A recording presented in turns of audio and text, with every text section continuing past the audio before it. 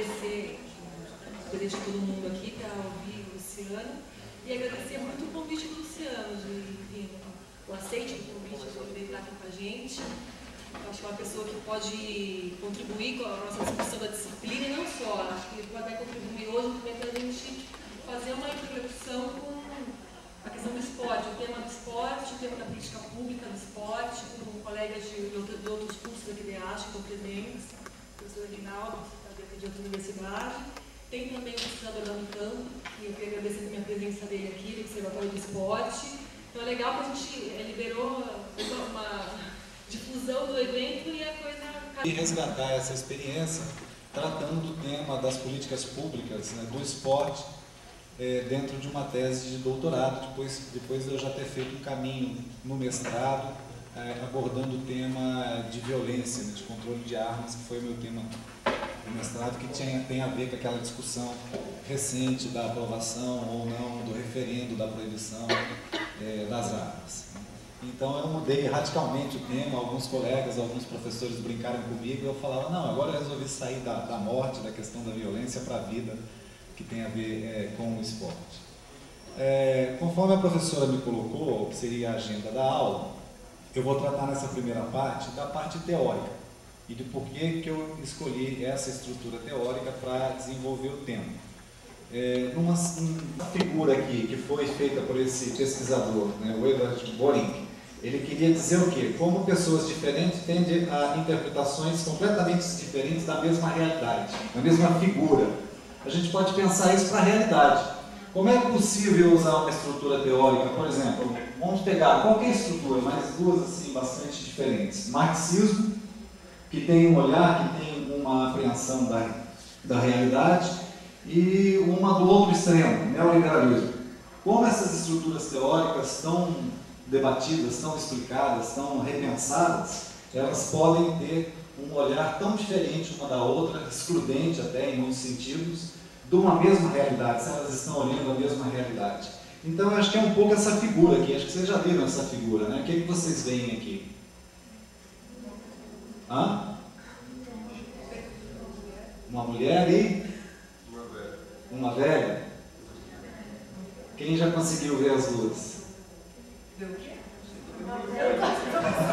Só uma? Vamos tentar ajudar. A mulher, ela tá o rosto da mulher está aqui, ó, o narizinho dela, aqui é o cabelo, e aqui como se fosse uma blusa, perceberam? Aqui um chapéuzinho, uma coisa assim. Não pode. Mas voltando aqui. Quem, como grandes pensadores, dá importância ao esporte? Será um historiador famoso.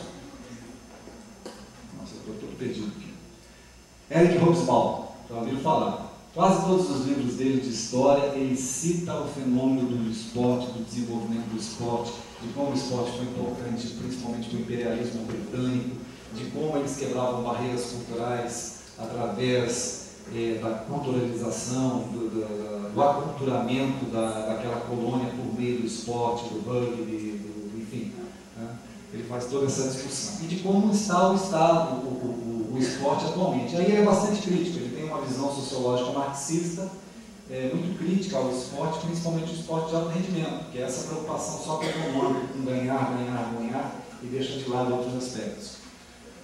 O Norbert Elias e o Eric Dumin, eu já até esqueci como pronunciar o nome desses caras, que fazem uma análise mais lúdica de como o esporte é importante na vida das pessoas e da sociedade, um olhar lúdico, de criação de instituições,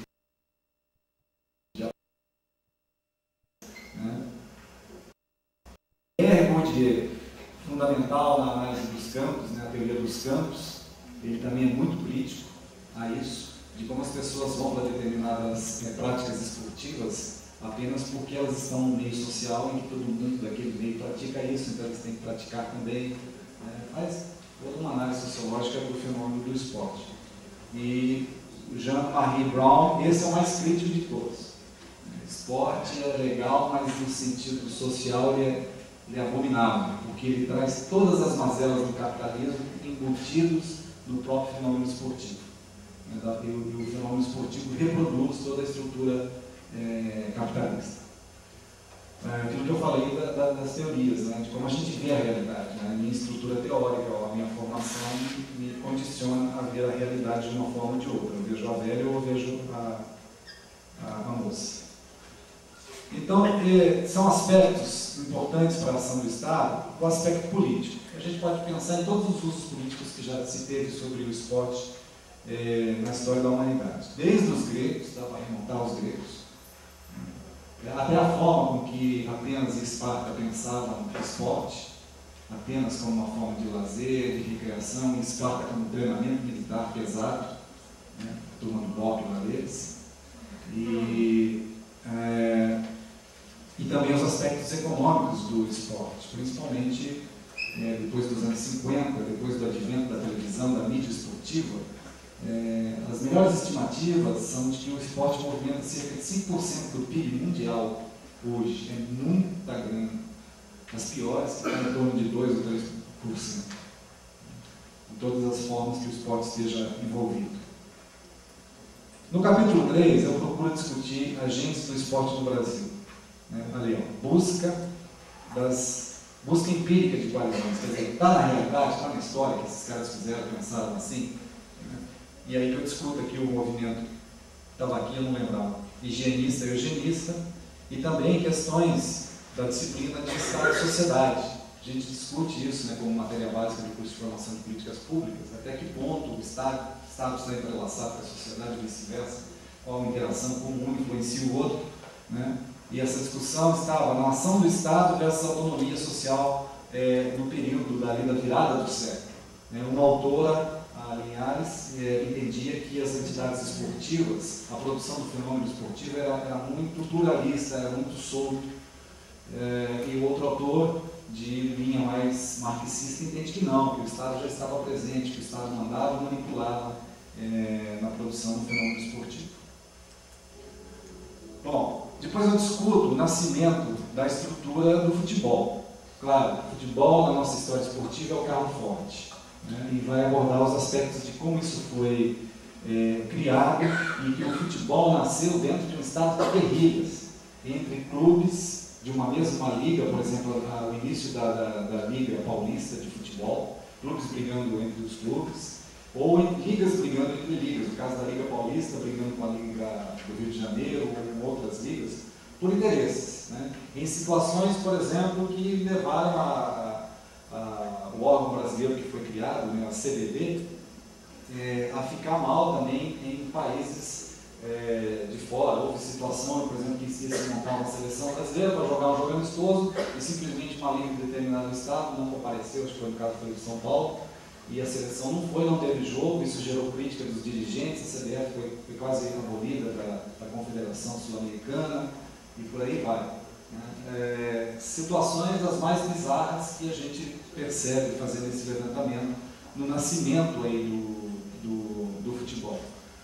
Outro aspecto muito frisado pelos estudiosos desse período é o elitismo, que o esporte, o futebol era elite, sim, era elitista, e a questão do racismo, que já falamos.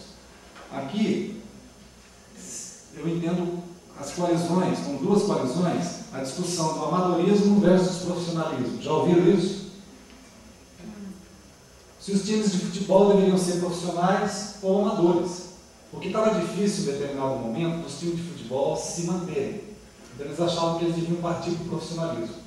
Ao passo que outros clubes achavam que não, que deveria se manter no amadorismo. É o mesmo tipo de discussão que teve nos anos 70 e nos anos 80 sobre se a Olimpíada devia ser profissionalizada ou não. Hoje todo atleta de nível olímpico ganha muito bem, né? Mas 30, 40 anos atrás não. Então, determinados países sofriam com isso. É o caso do Brasil, porque todo o esporte fora o futebol era amador ou semi-amador, né? E ia competir com países da cortina de ferro que eram profissionais, mas se diziam amadores. E isso acabou mudando. A questão do Oscar não ter ido para jogar na Liga Americana, porque ele não queria deixar de jogar pela seleção brasileira, e se ele fosse com profissionalismo, ele teria que abdicar das outras convocações da seleção brasileira. Quer dizer, na discussão, essa questão se repetiu. Quando isso mudou? Quando o profissionalismo mudou?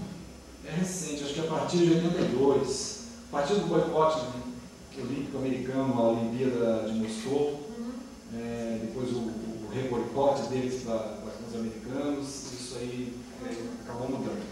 Então existiam essas coalizões que defendiam o amadorismo ou o profissionalismo, que são nomes de ligas, só realmente lendo para fazer sentido, só para dizer que isso é identificável. Okay?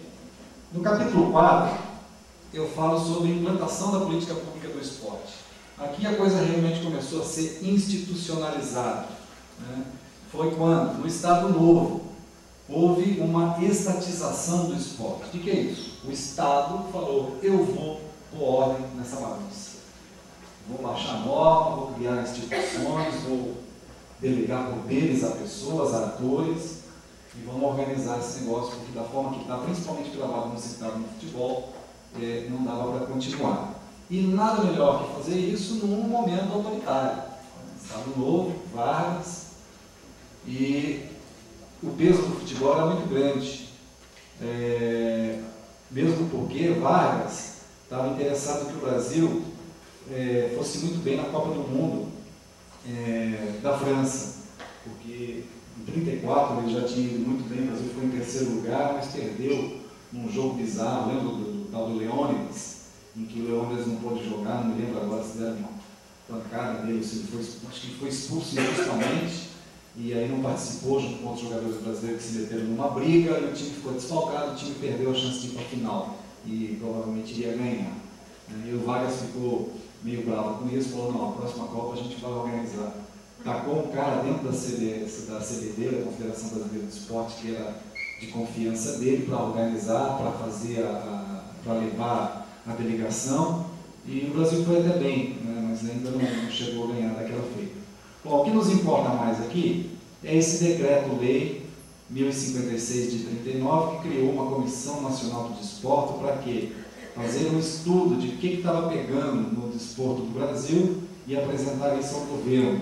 Tinha 60 dias para fazer isso. Daí, desse esforço, nasceu o Código Nacional de Desporto e também, faltou um S aqui, subsídios para o Decreto-Lei 3.199, que é esse aqui. Ele veio em 1941, 2 anos depois. O que ele fez? Estabeleceu as bases da organização do desporto em todo o país, por meio principalmente do Conselho Nacional do Desporto, CND.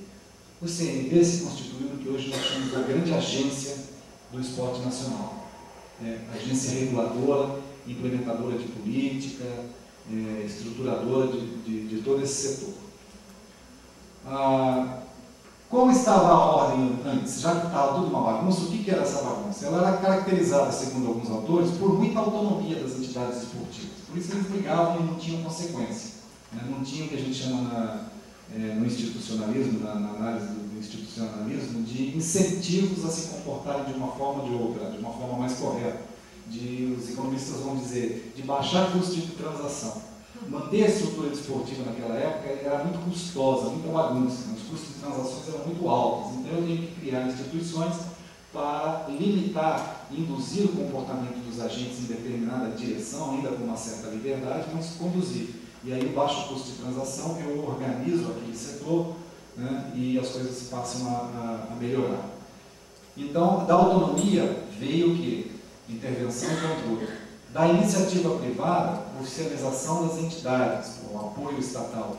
Do poder estatutário, veio a aparelhagem da ordem pelo Estado. Do pluralismo que existia, a verticalização linear das funções, leia-se hierarquia. Do conflito, veio, entre aspas, também a harmonia, porque na porrada todo mundo fica harmônico, né? Ninguém se rebela. Então, quais foram os resultados dessa política? Como política pública, esse decreto estabeleceu a base da organização esportiva no Brasil. Tratou da absorção do setor esportivo privado pela administração pública. Hoje se defende o contrário, né? Bom Estado, bom é a administração pública. Pelo menos a discussão aí uns 10, 15 anos atrás, da nova gestão pública, vocês vão ouvir falar disso também, era um pouco esse discurso. Naquela época era o contrário. Vê como as coisas dentro da estrutura teórica do Sabatier mudam. Ao longo de décadas, os valores, as crenças, elas se alteram, e os recursos também. Grande produção de legislativa e normativa, institucionalização de um setor em volume, em intensidade. Agora, isso talvez só possível em quê? Em regime autoritário. Muito semelhante ao que aconteceu nos anos 70, na ditadura militar. Fazer plano econômico e descer leis assim é fácil, né? Quero ver passar pelo jogo, pelo embate democrático e político. Então, não se preocupe em querer entender, é apenas para mostrar que houve toda uma estruturação. Nada disso aqui tinha, era tudo informal, né? Então, a partir daí, até eu estou com dificuldade de ler, houve o Ministério da Educação e Saúde Pública, que era quem cuidaria do esporte. Debaixo, o Conselho Nacional do Desporto, CND, aqui do lado, o Comitê Olímpico Internacional, ligado já ao nascente Comitê Olímpico Brasileiro, e aqui foi se montada essa estrutura hierárquica de confederações, de federações que estão debaixo. Confederação é nível nacional, federação é nível estadual, ligas e associações em nível municipal ou local, né? Então, formatado, era esse formato institucional. Tem na tese isso aqui, né? Tem na tese. Aí lá eu explico caixa por caixa, por que essa entrou, por que aquela saiu, quem queria uma coisa, quem queria outra, né? Mas está lá. No capítulo 5 é o período militar. Houve uma reestruturação técnico-burocrática também do setor esportivo, porque todos os setores nacionais sofreram, né, com a tecnocracia, sofreram os processos, as ações do que a gente chama de tecnocracia, ou da burocracia mais técnica, e também do setor esportivo. Isso foi de 69 a 74. Em 69, um convênio do Ministério do Planejamento do Esporte já não estava mais no Ministério da Educação, o esporte foi migrando, ele era o primo pobre. Quem quer ficar com o esporte? Eu. Alguém pegava e lanchava lá na estrutura organizacional, colocava lá a caixinha do esporte. Ele saiu, então, estava no planejamento e se criou uma coordenação geral, divisão de educação física, chamada de DAF, durante muito tempo atuou pelo esporte, no Ministério de Educação e Cultura, para a elaboração do quê? Diagnóstico. Já ouviram falar disso? Precisamos fazer o diagnóstico da situação de política pública dessa área. Por que diagnóstico? Porque se eu quero tomar uma ação, eu preciso saber o que está pegando, o que está acontecendo de errado.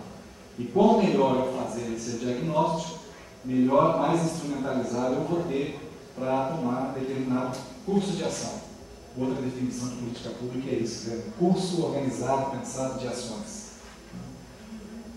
E assim foi feito por esse relatório, que demorou 69 a 73, 4 anos para ser feito, e que foi muito importante para a área. E aí eu coloquei algumas coisas aqui também, mas é só para lembrar.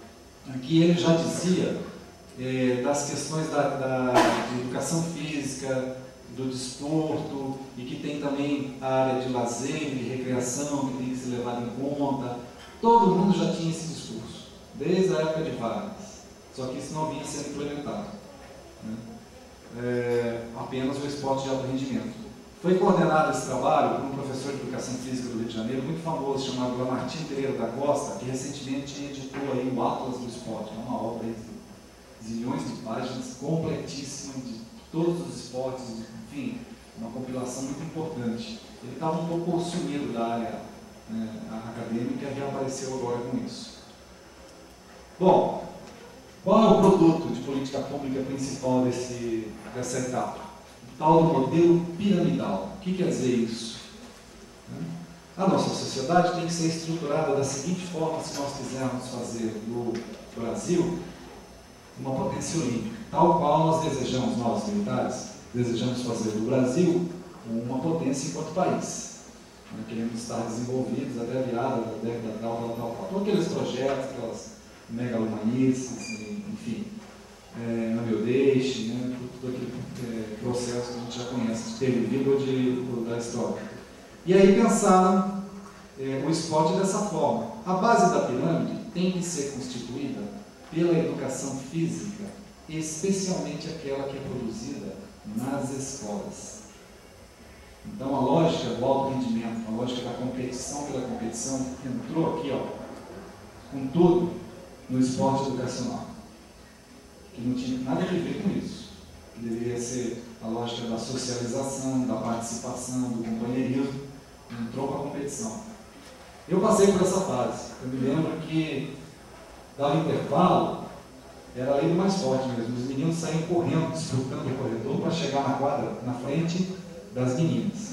E a gente ficava lá jogando basquete, futebol de salão, e as meninas ficavam no areião lá tentando brincar de vôlei. Quando nós tínhamos aula de educação física, o professor tinha 1h30, 2 horas a cada 3 dias para dar educação física, e estava na proximidade dos jogos estudantis, que era o período dos 3 meses no começo do ano, entre março e maio, eram os jogos estudantis. E era importante, porque tinha um ranking das escolas, o ranking regional, depois o ranking estadual. E o Estado participava disso, dava incentivos, dava material esportivo, mandava os juízes, comissão de arbitragem, tudo. E então, quando chegava essa época, o treinamento de educação física era o seguinte: vou dar meia hora para todo mundo brincar, todo mundo participa. Os fraquinhos, os que não têm muita aptidão com o esporte, os que não têm um bom condicionamento, enfim, todo mundo. Acabou aquela meia hora, agora, fulano, ciclano, os bons. Agora vocês vão ficar com a quadra restante mais 1 hora ou 1h30. Por quê? Porque esse é o time de basquete, esse é o time de vôlei. Isso para as mulheres como para os homens também. Então, só quem se despontava no esporte, determinado esporte, de fato apreciava e usava do tempo, né, dedicado pelo professor de educação física na sua plenitude, nesse período. Então, era visando a competição estudantil, porque era legal o time do ginásio, do colégio ir bem na competição, porque aparecia bem lá o diretor, na foto com o outro diretor, e por aí vai. A lógica, no meu tempo, já estava totalmente incorporada, que era bem dessa época aí. Em cima do esporte e educação física, da educação física e esporte escolar, existe o esporte de massa, né, de lazer e recreação, para o condicionamento da saúde. Mas tudo, além desse esporte aqui, que deve ser a base, por isso a base, porque deve estar presente, a ideologia era essa, em todas as escolas. E como todo brasileiro tem que estar em escola, ninguém pode estar fora da escola, todo mundo tem que praticar esporte, e todo brasileirinho ou brasileirinha vai ser um atleta em potencial. Vai ser um instrumento, se depois virar um atleta de destaque que vai contribuir com a causa do seu país. Meio estilo cubano, aquela coisa, né? Cuba se destaca muito no esporte. Por que eles fizeram essa opção?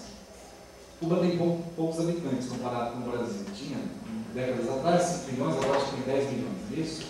No entanto, Cuba é uma das que mais ganham medalhas olímpicas. Já deu show de bola nos Estados Unidos, na Rússia.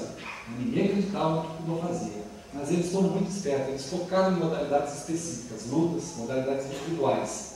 Mas também eram muito bons em esportes coletivos.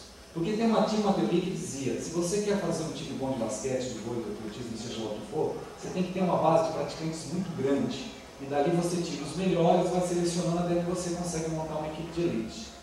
Cuba provou que isso não era assim.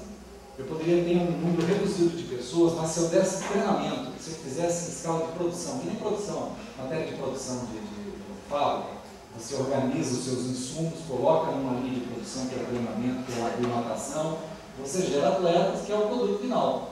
E aí você cuida depois da saúde física, da saúde psicológica, né? Você cuida desse produto e ele tem uma vida útil de produto durante 20 ou 15 anos, né? No ciclo olímpico da competição. E esse ciclo abastece aí toda a estrutura de mídia, de televisão, de mercado e por aí vai. Era isso que o pessoal da sociologia, né, mais criticava, essa coisa técnica, desumana e exploratória que também existe no esporte. E com muita razão em várias situações. Então essa era a estrutura que foi pensada. Daí você tira aqui, a elite esportiva, que é o que mais interessava aos militares, que eles tinham um projeto de fazer o Brasil despontar nas Olimpíadas.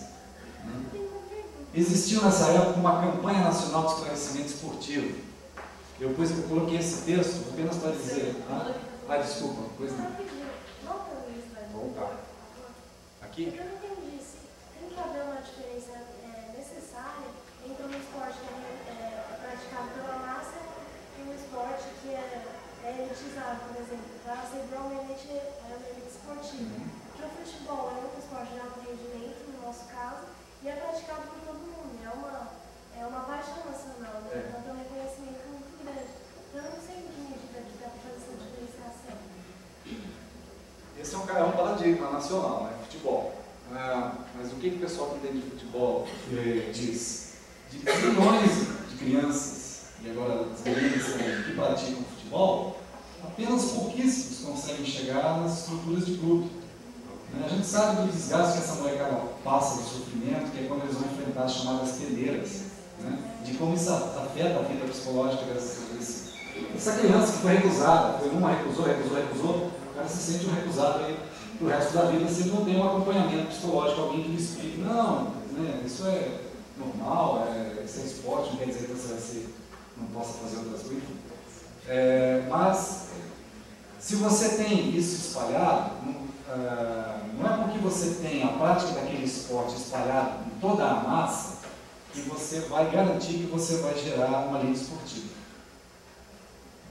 É natural, quando você tem um monte de gente praticando, que naturalmente você tenha pessoas em condição de ser aqui da elite. Esse era o plano do governo militar, era massificar as práticas de modalidades olímpicas. Futebol ainda não precisava, que é o que você falou, já estava massificado. Mas basquete, voleibol, atletismo, natação, os básicos, handball, né, e outras modalidades, eles queriam massificar. Onde que eles tinham controle? Onde que eles tinham estrutura organizacional suficiente, recursos humanos para massificar e organizar? Nas escolas. E aí reverter toda a lógica educacional do esporte, a favor do esporte de autocompetição. Ficou claro agora? Então, essas campanhas, vira e mexe tinha, campanha de esclarecimento do esporte, campanha de não sei o quê, sempre no discurso focado, olha, tem um alto rendimento, é importante, mas também temos que cuidar do participativo e do educacional. O movimento do esporte para todos foi um fenômeno esportivo interessante, nasceu na Europa, na década de 60, primeiro com a CIEPS, Unesco, um tal de Manifesto Mundial do Esporte. O que esse manifesto fez? Denunciou a crise no esporte, crise de identificação, crise ideológica, devido ao excessivo predomínio do esporte de alto rendimento, e defendeu a implantação de modelos de práticas esportivas que também atendessem pessoas comuns, esporte de participação, de lazer, junto ao sistema escolar. Depois o Conselho da ONU em 75 lançou a Carta Europeia do Esporte para Todos. Quer dizer, o esporte não pode ser só de uma elite. O esporte tem que ser uma condição dada, um direito social pelo Estado, para todos. E depois a Carta Internacional de Educação Física e do Esporte. Todos tocando nesse mesmo problema. A primeira lei focada no esporte, uma lei só para o esporte, o decreto-lei lá que eu tinha falado no início, ele abrangia outras áreas também, principalmente áreas educacionais, não era só esporte, mas essa aqui foi só para o esporte. Essa lei de número tal aqui de 75, regularizada por esse decreto, que tinha por objetivo reestruturar a política pública para o esporte e a educação física no Brasil. Era para o esporte e educação física no Brasil sempre esteve ligada ao esporte, à política pública. As pessoas que mais pensaram, principalmente na década de 70, 80, a política pública esportiva no Brasil foram professores de educação física. O colega do Observatório, Castellani, né? Coordenador, tive a grata satisfação de entrevistá-lo para minha tese. Um dos batalhadores, inclusive teve no início do Ministério, né, do Esporte, como coordenador acho que da área educacional, lazer, esporte lazer. Então foram pessoas como ele que ficavam nessa tecla, né? Isso está desproporcional, isso não pode ser assim, né? Fazendo essa crítica, né? E a educação física, ele é professor de educação física, por isso que eu lembrei do Castellani, sempre foi fundamental para o desenvolvimento do esporte no país, dos profissionais de educação física. Essa lei caracterizou a distinção de 3 áreas, pois formalmente aquilo que já estava informalmente na boca do pensamento de todo mundo: educacional, de massa e de alto nível, que é outra forma de dizer aquilo que a gente já havia separado. Mas, nesse período também, houve uma crise de identidade. De quem? Dessa mesma comunidade acadêmica de educação física. Os caras começaram a se autocriticar. Pô, eu fico falando que tem que ter um esporte educacional, um esporte de lazer, mas na hora de eu dar treinamento para a molecada, eu atendo os interesses do esporte de alto rendimento. Né? Ou eu não gosto do esporte de rendimento, mas sou obrigado a fazer isso. Não valorizo tanto, mas sou obrigado porque é a direção da escola. Enfim, começou um processo, né, de autocrítica do que os profissionais de educação física estavam fazendo, principalmente com relação a esse problema. E o futebol? Nessa época ia muito bem. O Brasil foi campeão em 70, né, razoavelmente bem em 74, mas já tinha sido em 70 tricampeão, e os militares queriam manter esse boom no futebol. Né? Vamos ganhar a Copa novamente, por isso aquele esforço, né, em 74, tem promoções de generais, na escalação, quem vai, visando que o Brasil ganhasse a Copa do Mundo e tirar proveitos políticos, né, dessa situação. Aqui nesse período também foi o início das empresas apoiando o esporte de alto rendimento. Boa Vista, a empresa Boa Vista, de seguros, uma coisa assim. Começou apoiando o voleibol, aí veio o Nussmann, que organizou o voleibol, né, e foi muito tempo. Né, o início foi aí. Aqueles jogos, lembra aqueles jogos de voleibol do Luciano do Vale, no estádio do Morumbi, no estádio no Maracanã, produções monumentais, Brasil e Rússia, aquele famoso time de voleibol da Rússia. Eu falo assim, eu esqueço que vocês são muito jovens e muitos não passaram, né, por esse período, talvez só saibam disso pelo vídeo, pelos documentários. Início da democratização do setor esportivo. O que é isso? Vamos falar disso mais à frente. Bom, houve essa lei, reestruturou. Esse organograma aqui mudou. Mas nem tanto, porque continuou as estruturas das confederações, federações e liga. Olha aqui a separação. Desporto estudantil tem o desporto escolar de primeiro e segundo grau e o desporto universitário. Aqui começou a aparecer os esportes nas universidades. Isso já é antigo. Lá na época do Vargas já se tentou criar isso com base no modelo americano e acabou não dando certo. Se tentou aqui de novo, acabou não dando certo. Isso aqui nunca foi uma coisa que tenha dado certo na história do esporte brasileiro. Agora, recentemente, eu não sei quanto está, mas até onde eu pesquisei, sempre teve problemas aqui. Porque o universitário ele já não tem mais aquele tempo, aquela ênfase na prática do esporte. Então, também organizar o esporte universitário, por mais que o Estado tenha apoiado, eles não conseguiram se estruturar muito bem. Existe o desporto comunitário, entidades de desporto clássicas, o desporto militar, que é pertinente só aos militares. Então aqui as interações, mas ó, está o COB lá em cima, está o Conselho Nacional mandando em tudo aqui para baixo. Né? A estrutura praticamente não mudou. Mudaram as caixinhas, as setinhas, mas praticamente tudo como estava. Aqui um quadro que mostra o orçamento para o esporte nesse período de 76 e 79. Esporte de massa, esse valor, 734 mil. Alto nível, 403 mil. Educação física e desporto estudantil, 395. Quase os mesmos 400 aqui. Os números parecem muito próximos, né? Não tem grande diferença aqui. O número mais gritante é esse, que é praticamente o dobro, um pouco mais, quase o dobro desses dois. Porém, massa, quer dizer, é um valor de 800 mil redondos, distribuído pela massa toda. Aqui é 400 mil distribuído por uma elite. Então, se for aqui o critério per capita, a gente vê as distorções. No capítulo 6, eu abordo o esporte como direito social na letra da lei. Por quê? Constituição de 88. Então, eu explico o processo constituinte. É um aparecimento já da coalizão a favor do esporte educacional, tentando defender seus interesses, juntando força com o esporte participativo. Então, de três coalizões que deveriam existir: o alto rendimento, o educacional e o de participação ao lazer, no fundo, duas se uniram, formando uma só, para defender interesses comuns contra a coalizão maior, mais estruturada do esporte de alto rendimento. Ok? E eles vão tentar fazer isso no processo constituinte, na comissão de reformulação do esporte. Né? Quem deu o start nessa comissão foi o ministro da Educação, então, Marco Maciel, né? Que determinou a composição da comissão com mais ou menos 30 membros. Era para ser bem dividido esses 30 membros, mas não foi. O que ele dizia?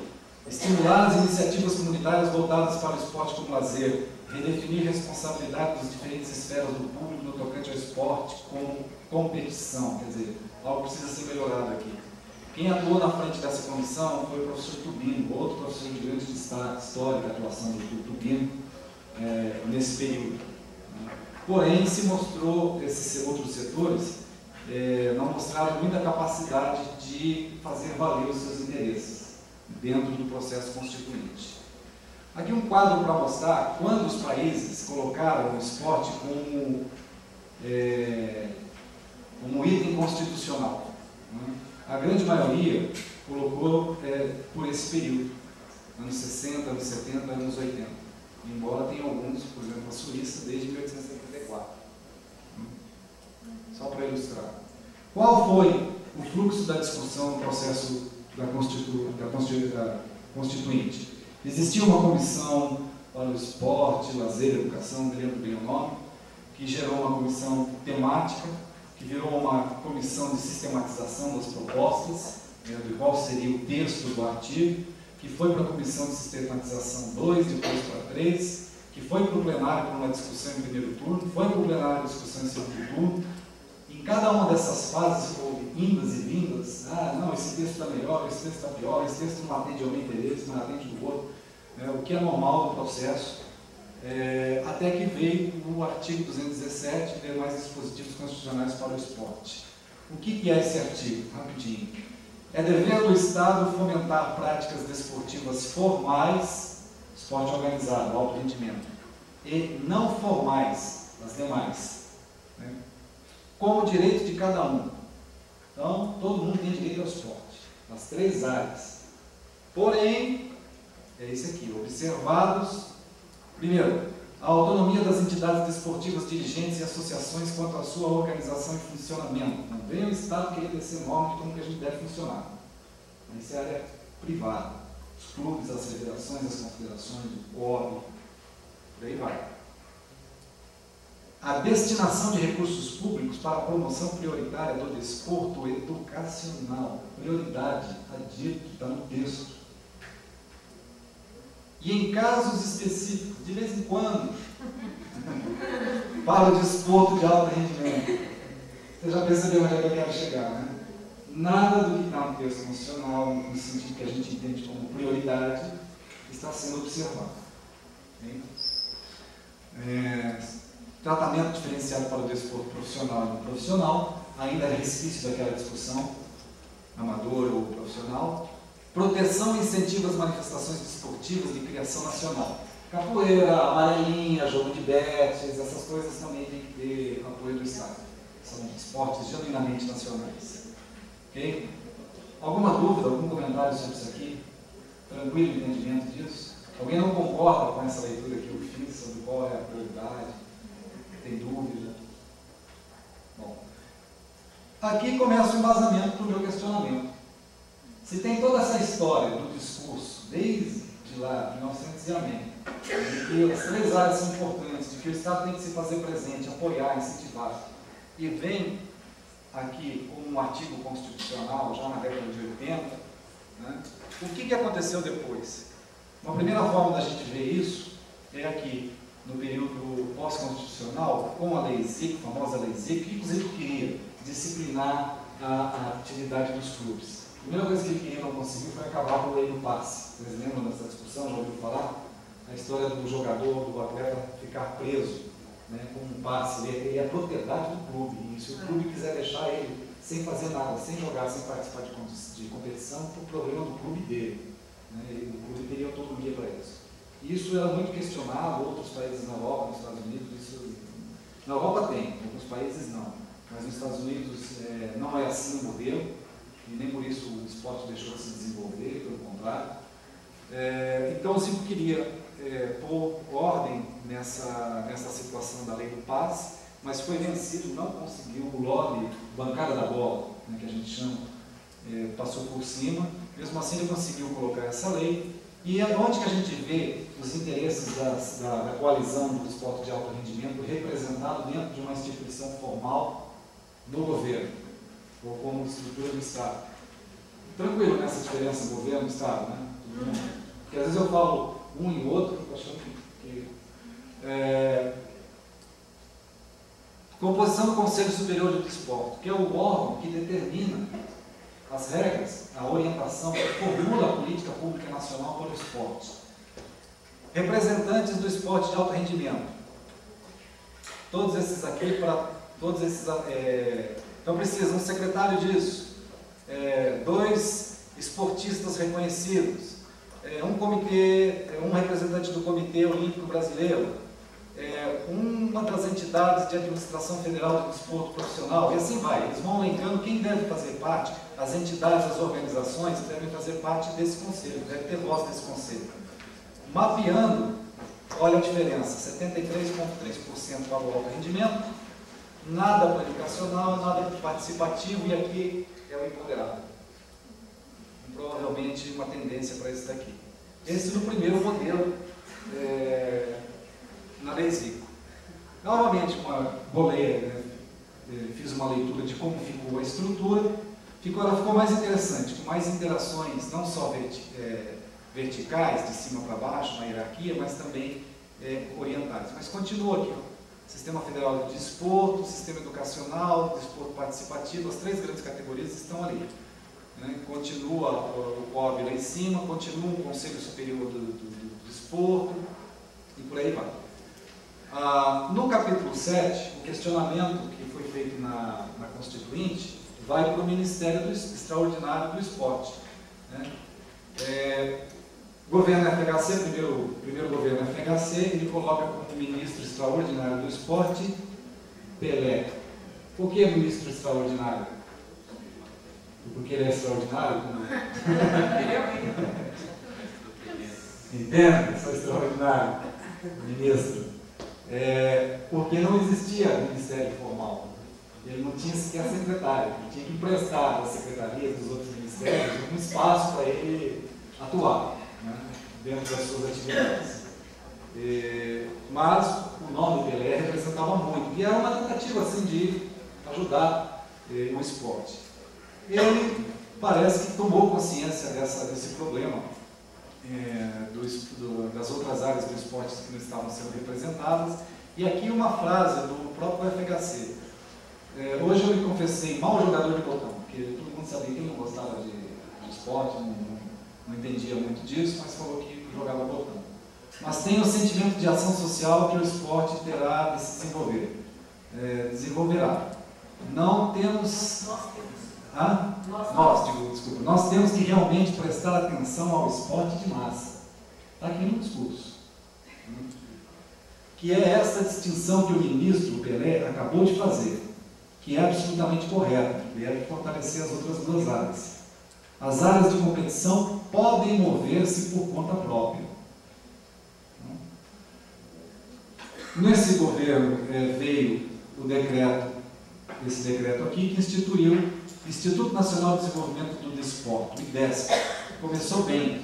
O Tubino, que eu falei que era uma figura de ponta, foi lançado para a presidência do IDESP. Depois ele começou a ter uma série de problemas de ordem política, de indicações de pessoas que... Tubino tinha um sentido ideológico, realmente fazia a coisa correta. Tive também a satisfação de entrevistar o Tubino num congresso em Foz do Iguaçu, para tomar subsídios para a tese. E ele, nossa, uma pessoa muito fácil. Fui lá para falar com ele meia hora, acabei falando com ele 4 horas, almocei com ele, e ele descendo informações, contando as histórias. Muito bom. A primeira coisa que ele fez foi ampliar o Centro de Excelência Esportiva. Era uma rede de centros de excelência que estavam nas universidades, principalmente na Universidade Federal do Rio Grande do Sul. ela foi modelo para outras universidades federais desse centro. O que eles faziam? Se dedicavam à ciência do esporte enquanto movimento, enquanto realmente coisa de competição, mas com muita metodologia. Formaram muito bons profissionais, né, de educação física nesse sentido. Mas também davam apoio logístico, apoio técnico, às outras áreas do esporte. Bom, seguindo, veio a Lei Pelé, claro, natural. Se tinha a Lei Zico, ele então, lá no Ministério tinha que fazer a Lei Pelé. Debate sobre o fim do passe, debate continuava. O Pelé também tentou insistir e o Pelé até que conseguiu, ele aprovou. Vai acabar com essa história do passe. A partir de hoje que a lei foi aprovada, as entidades esportivas dos clubes terão 2 anos para se ajustarem à nova situação institucional, depois acabou. Ele também colocou aqui o Conselho de Desenvolvimento do Desporto Brasileiro, só mudou o nome do conselho, né? O presidente era do IDESP, mas, de certa forma, o Tubino lá, acho que aqui já mudou, já não era mais o Tubino, não me lembro agora. Eu mapeei aqui como pertencente ao esporte de alto rendimento. O representante do COB, claro, alto rendimento, um representante do Comitê Paralímpico Brasileiro, alto rendimento. Isso é novidade, né? Isso é novidade. Já é. Me perguntaram na defesa da tese, inclusive o Chico, né, Francisco. Mas de onde é que vem a agenda do movimento paralímpico? Foi essa agenda externa, ela veio do Comitê Olímpico Internacional. E o Brasil também tem que criar esse espaço e essa estrutura. E representantes indicados pelo titular do Ministério a que estiver vinculado o INDESP, que é também aqui o empoderado. Mas aqui tinha vários membros, aqui cada X representa uma pessoa, o número de pessoas que tinha que ter. Só que não ficava claro que interesses eles representavam. Na história, fui atrás da história de cada um, tentar mapear para quem que eles iriam, que interesses eles iriam estar atendendo. Novamente, aqui uma remodelação da estrutura formal do sistema do desporto brasileiro com a Lei Pelé. Cada um que passava lá lançava uma lei, dava uma mudadinha aqui no organograma. Como ficou esse conselho um pouco tempo depois, voltou aqui a ter maior representatividade do esporte de alto rendimento em detrimento dos outros. Houve uma câmara setorial. Essa câmara setorial virou moda naquela época. Câmara setorial para o ProAlto, câmara setorial para várias câmaras setoriais. Esse período. Desde o governo Sarney, que veio para esse período. E aqui são propostas, itens propostos. Faziam-se as propostas no sentido de melhorar o esporte nacional, só que a maior parte das propostas atendia quem? Alto rendimento. Conselho Nacional do Esporte. Representação, mesma coisa. Cada vez que eu mostro um desse, passou 5 anos, passou 4 anos, um novo governo, uma nova lei, mas o que eu quero mostrar é que a estrutura de representação praticamente não muda.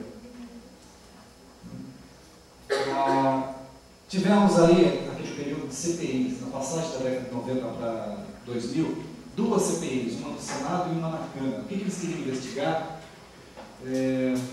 Coisas erradas, mal conduzidas, desvio de verbas, sei lá o quê, de contratos da Nike com a CBD, né? Teixeira foi chamado, Ricardo Teixeira foi chamado para depor, Ronaldo Fenômeno foi depor, chegou lá e falou assim, o advogado disse que não deu falar nada. Mas Ronaldo, o advogado disse que não deu falar nada. Usou do direito, claro, de não produzir provas contra si ou contra os seus interesses. Ele estava defendendo, no caso, os interesses da Nike, era contratado da Nike, não podia chegar lá e entregar o jogo. Na realidade foi isso que era perguntado, qual é o jogo? Esse é o ponto. Vocês me veem no campo, aqui é outra coisa. Mas em termos de gasto público, eu coloquei como neutro 1%. Aqui o esporte de alto rendimento ficou com 21 e 23. Essa foi uma época que reverteu. O esporte educacional ficou com 39, 38, participativo 39, depois 38. Na era FHC, foi que as outras 2 áreas esportivas tiveram uma maior participação de recursos. Por que isso é interessante? Vai aparecer depois, aqui. Era Lula e o Ministério do Esporte. A gente sabe, a tradição, né, processo de formação do PT, sua evolução, suas lutas sociais e tudo mais. Então se esperava, nesse contexto, com a ida do PT ao governo, essa questão da má distribuição dos recursos fosse amainada, fosse corrigida, no mínimo. E se criou o Ministério do Esporte também com esse discurso. É que a gente não tem mais acesso às páginas antigas, mas nas primeiras páginas da internet isso fica bem claro. Temos que dar conta dessas distorções, vamos criar aí comissões nacionais, vamos fazer uma nova lei de estruturação da política nacional do esporte. E a primeira lei que veio daí foi o Estatuto do Torcedor, que é aquela que dizia que o torcedor tem direito ao lugar na numerada, que ninguém pode estar no lugar dele, que tem que ter tantos banheiros no estádio, que tem que ter uma rápida saída em caso de incêndio, de qualquer necessidade de fuga em massa da área esportiva, e outras coisas mais. O clube não pode vender ingresso e depois não dá conta. Enfim, normatizou a relação do torcedor com o clube de futebol e com as áreas esportivas. Mas pouco falou de outras estruturas. Essa lei aqui, da moralização dos clubes, uma nova tentativa de pôr freio, de pôr controle, limites à ação dos clubes. Era um esforço de fazê-los seguirem o que? O Código Civil, que é quem comanda as empresas, a relação empresarial privada. Quem impõe a estrutura do esporte formal, regras mais transparentes e a obrigatoriedade da publicação, isso aqui eles abominam. Balanços patrimoniais até o último dia útil do mês de abril, após a entidade terem suas contas auditadas, isso então nem se fala, por auditores independentes. Claro, eu faço assim às vezes até em tom jocoso, brincadeira, mas eu não posso generalizar. Tem muitos clubes que têm uma tradição, uma prática de rigidez, de bom controle contábil, de transparência já há muito tempo. E o interessante é que muitos desses clubes não acabaram não alcançando o mesmo sucesso administrativo do sucesso desportivo. Não foram campeões, muitos inclusive aqui no interior paulista. Mas isso era durante determinado tempo. Mudava a diretoria, uma outra coalizão dentro do clube, da luta política, a coisa mudava totalmente. Mas os clubes gaúchos têm essa tradição, tanto o Grêmio como o Internacional. Curitiba tinha isso também, não lembro agora, mas alguns. Tem um estudo, um pesquisador que fez um estudo, ele fez uma correlação, ele usou estatística brava, pesada, para correlacionar as boas práticas com o desempenho esportivo. Ele chegou à conclusão que as pessoas não batem. Se você quer ganhar, você seja corrupto. Esconda tudo. Pelo menos é o que a teoria, os dados estavam dizendo. Qual é a missão do Ministério do Esporte de um novo conselho criado? Democratizar, universalizar, promover cidadania, vou assim jogar palavras jogadas aqui, acesso às práticas esportivas, descentralizar a gestão das políticas públicas, fortalecer o lazer, fomentar práticas de esporte de caráter educativo. A gente já sabe o tom, Porém, no outro, representatividade aqui, o número de representantes cresceu quase do dobro. Porém, a representatividade continuou aí. Vamos lá. Preocupado com adiantar a aula. Bom, oi, quem me chamou? Não é muito, talvez, simplista a gente olhar só o organograma do Conselho Nacional de Esporte e achar e tirar essas conclusões, porque eu percebi ali que tem a maioria de esporte de alto rendimento, os representantes do Conselho, ok. Mas não é só o Conselho que elabora política pública no âmbito do Ministério. Não. No governo Lula a gente teve 3 conferências de esporte. Vão ser citadas à frente. E que também elaboraram política pública e que não tem essa representação tão díspare com um esporte de alto rendimento. Perfeito. A gente tem 2 programas que hoje são quase que estruturais do Ministério, que é o segundo tempo, que são as praças do PAC, que também não tem a ver com esporte de alto rendimento. Então, não sei, me parece díspare essas. Mas a questão que eu volto a você é no sentido de por que essas organizações, até dentro do próprio Ministério do Esporte, não se fazem representadas aqui. Se elas existem, se elas formulam políticas públicas, por que não se dá cadeira a eles? Né? Não tem uma participação maior? Porque seria interessante, porque é o pessoal que realmente está na linha de ponta, na linha de frente, produzindo a política pública. Né? O meu questionamento aqui é só, você tem razão, é um pouco simplista, mas aí eu digo, assim, com muita sinceridade, é uma limitação até dos dados que a gente tem. Eu não teria condição de estudar cada subórgão do Ministério, cada programa.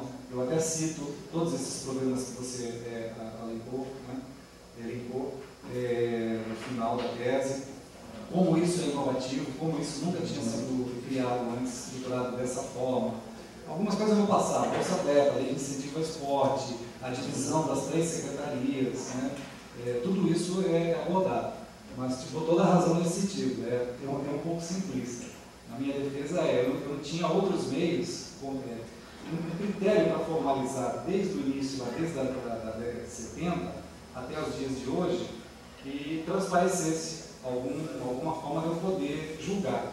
Né? Que eu corro o risco de estar sendo generalista ou muito simplista, corro, mas pelo menos é alguma informação do que não ter nada. Apenas estou pontuando que nessa estrutura que é super importante, não houve representatividade das demais.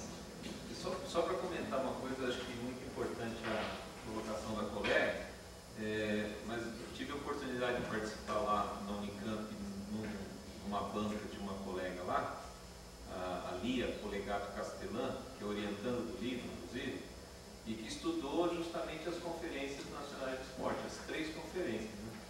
E tentando avaliar um pouco o impacto que essas conferências tiveram com relação à execução mesmo da política, como isso chegou mesmo no campo, né? E por incrível que pareça, por mais que a gente defenda, e vamos continuar defendendo, né, as conferências, os dados lá, né, que a Lia apresenta, demonstram que ainda assim, mesmo com toda a discussão, mesmo com toda a agenda levantada nas conferências, na hora de se decidir o gasto público, se decidir onde vão ser alocados a maioria dos recursos, eles têm ido para esporte de alto rendimento, né? Então, o que corrobora um pouco, acho que a tese também do colega, né? Embora por outra via metodológica, acaba corroborando um pouco os resultados. Não sei se eu estou errado, mas tem um colega ali também do observatório. Porque, se a gente pensar na questão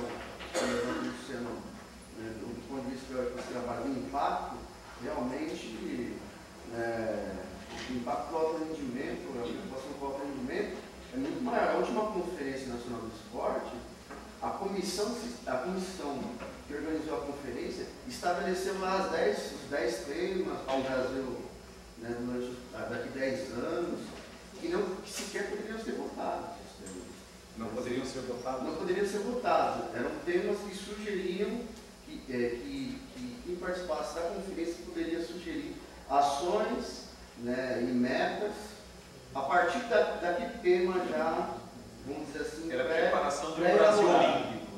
Já era, né? Um pouco desse. Então a ideia de todas as conferências, né? Assim, a minha observação foi só porque, se a gente for ver o Conselho de Educação, a participação dos profissionais de educação também é maior. Se a gente for ver o Conselho Nacional de Saúde, a participação dos profissionais de saúde também é maior. Então, me parece, se a gente vai olhar, foi todo esse histórico que você já falou do esporte de alto rendimento no país. Então, olhar o Conselho Nacional e chegar a essa conclusão, embora seja, acho que até triste, enfim, de que o esporte de alto rendimento vem sendo privilegiado em detrimento das outras modalidades que você elencou, me parece meio que natural de observar isso, dado todo o contexto histórico que você já colocou. Aí eu volto à teoria. Como é que eu explico isso? Se não pela ação da coalizão, extremamente fortalecida, que consegue valer os seus interesses, suas crenças, colocar isso como política pública. O ciclo fecha. Então foi muito oportuno essa tua colocação que me ajuda nesse sentido. Né? Mas tem algumas coisas que vocês citaram que ainda, se vocês tiverem... Qual é o limite, gente? Vamos combinar aqui o que vocês... para o professor... Não, se você quer encaminhar para o fechamento, a gente vai falar do debate também, tem perguntas que eles vão fazer. Ok. Vamos, não, está acabando já. Então, esse aqui ficou o organograma do Ministério do Esporte, que é justamente o que a colega lá destacou. Né? Tem o Conselho Nacional do Esporte, que está debaixo do Ministério do Esporte, tem comissões, e tem aqui, ó, isso é muito importante, se reconheceu de fato formalmente as 3 áreas de separação e se procurou dar o quê? Autonomia. Eu vou empoderar pessoas de representatividade das suas respectivas áreas nas categorias. Então, Secretaria Nacional do Alto Rendimento. Né? Primeiro que ocupou esse espaço aqui foi, acho que, uma atleta. Acho que tradicionalmente isso aqui é dado a algum atleta de destaque, e destaque não só olímpico, de bater recorde, destaque também de participar da organização, que tem uma vivência, uma cultura administrativa. Né? Secretaria Nacional do Esporte Educacional, Secretaria Nacional do Desenvolvimento do Esporte de Lazer. O que essa divisão, essa formalização aqui permite? Que esse pessoal interaja, que eles claramente, isso é o que se espera, claramente coloquem ali na mesa os seus interesses. E alguém vai acima, vai bater o martelo, que é talvez o que o colega está colocando. Né? Vem aqui, é formulada a política, se faz a conferência, se ouve os movimentos de base, os interesses regionais, municipais, estaduais, depois chega lá em cima. Né? Essas conferências, elas são assim, eu realmente nunca vi nada parecido. Eram 2.000 pessoas reunidas no Brasil que representavam outras tantas mil no processo municipal, estadual, e que chegava lá, né? Que a gente se reunia aqui no municipal, o que a gente entende que é legal, o que precisa fazer, o que precisa mudar, pegava a pauta daqui.